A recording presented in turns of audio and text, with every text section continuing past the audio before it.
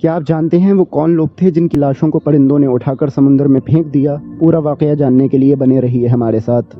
السلام علیکم ورحمۃ اللہ وبرکاتہ۔ ناظرین، آپ دیکھ رہے ہیں وادہ ٹی وی اور میں محمد دانش قادری آپ کی خدمت میں حاضر ہوں۔ اگر آپ نے ہمارے چینل کو سبسکرائب نہیں کیا ہے تو برائے مہربانی ہمارے چینل کو سبسکرائب کر لیجئے اور بیل آئیکن بھی پریس کر دیجئے تاکہ آگے آنے والی ویڈیوز کے نوٹیفیکیشنز آپ کو ملتے رہیں۔ تو چلیے بسم اللہ۔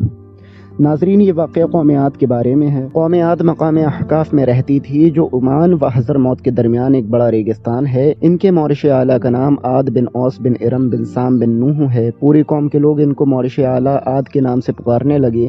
یہ لوگ بت پرست اور بہت بد اعمال و بد کردار تھے۔ اللہ تعالیٰ نے اپنے پیغمبر حضرت ہود علیہ السلام ان لوگوں کی ہدایت کے لیے بھیجا، مگر اس قوم نے اپنے تکبر اور سرکشی کی وجہ سے حضرت ہود علیہ السلام کو جھٹلا دیا اور اپنے کفر پر اڑے رہے۔ حضرت ہود علیہ السلام بار بار ان سرکشوں کو عذاب الہی سے ڈراتے رہے، مگر اس شریر قوم نے نہایت ہی بے باکی اور گستاخی کے ساتھ اپنے نبی سے یہ کہہ دیا کہ کیا تم ہمارے پاس اس لیے آئے ہو کہ ہم ایک اللہ کو پوجیں اور جو ہمارے باپ دادا پوجتے تھے انہیں چھوڑ دیں؟ تو لاؤ جس کا ہم سے وعدہ کر رہے ہو اگر سچے ہو۔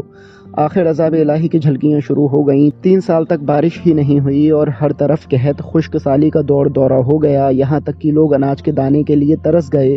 اس زمانے کا یہ دستور تھا کہ جب کوئی بلا اور مصیبت آتی تھی تو لوگ مکہ معظمہ جا کر خانہ کعبہ میں دعائیں مانگتے تھے تو بلائیں ٹل جاتی تھیں۔ چنانچہ ایک جماعت مکہ معظمہ گئی۔ اس جماعت میں مرشد بن سعد نامی ایک شخص بھی تھا جو مومن تھا مگر اپنے ایمان کو قوم سے چھپائے ہوئے تھا۔ جب ان لوگوں نے کعبہ معظمہ میں دعا مانگنی شروع کی تو مرشد بن سعد کا ایمانی جذبہ بیدار ہو گیا اور اس نے تڑپ کر کہا کہ اے میری قوم، تم لاکھ دعائیں مانگو مگر خدا کی قسم اس وقت تک پانی نہیں برسے گا جب تک تم اپنے نبی حضرت ہود علیہ السلام پر ایمان نہ لاؤ گے۔ حضرت مرشد بن سعد نے جب اپنا ایمان ظاہر کر دیا تو قوم عاد کے شرارتی لوگوں نے ان کو مار پیٹ کر الگ کر دیا اور دعائیں مانگنے لگے۔ اس وقت اللہ تبارک و تعالی نے 3 بدلیاں بھیجیں، ایک سفید، ایک سرخ، ایک سیاہ، اور آسمان سے ایک آواز آئی کہ اے قوم عاد، تم لوگ اپنی قوم کے لیے ان 3 بدلیوں میں سے ایک بدلی کو پسند کر لو۔ ان لوگوں نے کالی بدلی کو پسند کر لیا اور یہ لوگ اس خیال میں مگن ہو گئے کہ کالی بدلی خوب زیادہ بارش کرے گی، چنانچہ وہ ابر سیاہ قوم عاد کی آبادیوں کی طرف چل پڑا۔ قوم عاد کے لوگ کالی بدلی کو دیکھ کر بہت خوش ہوئے۔ حضرت ہود علیہ السلام نے فرمایا کہ اے میری قوم،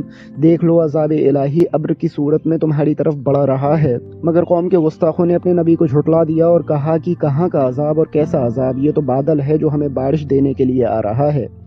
یہ بادل پشچم کی طرف سے آبادیوں کی طرف برابر بڑھتا رہا اور ایک دم ناگہاں اس میں سے ایک آندھی آئی جو اتنی شدید تھی کہ اونٹوں کو میں ان کے سوار کے اڑا کر کہیں سے کہیں پھینک دیتی تھی، پھر اتنی زوردار ہو گئی کہ درختوں کو جڑوں سے اکھاڑ کر اڑا لے جانے لگی۔ یہ دیکھ کر قوم عاد کے لوگوں نے اپنے سنگین محلوں میں داخل ہو کر دروازوں کو بند کر لیا، مگر آندھی کے جھونکے نہ صرف دروازوں کو اکھاڑ کر لے گئے بلکہ پوری عمارتوں کو جھنجھوڑ کر ان کی اینٹ سے اینٹ بجا دی۔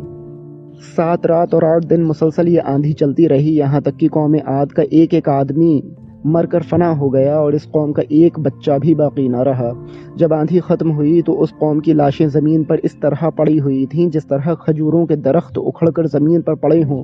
اللہ تبارک و تعالی قرآن مجید میں ارشاد فرماتا ہے، اور رہے عاد، وہ ہلاک کیے گئے نہایت سخت گرجتی آندھی سے، وہ ان پر قوت سے لگا دی 7 راتیں اور 8 دن لگاتار، تو ان لوگوں کو ان میں دیکھو مرے ہوئے گویا وہ کھجور کے سوکھے تنے ہیں گرے ہوئے، تو تم ان میں سے کسی کو بچا ہوا دیکھتے ہو؟ پھر قدرت خداوندی سے کالے رنگ کے پرندوں کا ایک گول نمودار ہوا جنہوں نے ان کی لاشوں کو اٹھا کر سمندر میں پھینک دیا، اور حضرت ہود علیہ السلام نے اس بستی کو چھوڑ دیا اور چند مؤمنین جو ایمان لائے ان کو ساتھ لے کر مکہ مکرمہ چلے گئے اور آخر زندگی تک بیت اللہ شریف میں عبادت کرتے رہے۔ امید کرتا ہوں آپ کے علم میں ضرور اضافہ ہوا ہوگا۔ ملوں گا آپ سے نیکسٹ ویڈیو میں، تب تک کے لیے اپنا خیال رکھیے، اپنے والدین کی خدمت کیجیے۔ والسلام علیکم ورحمۃ اللہ وبرکاتہ۔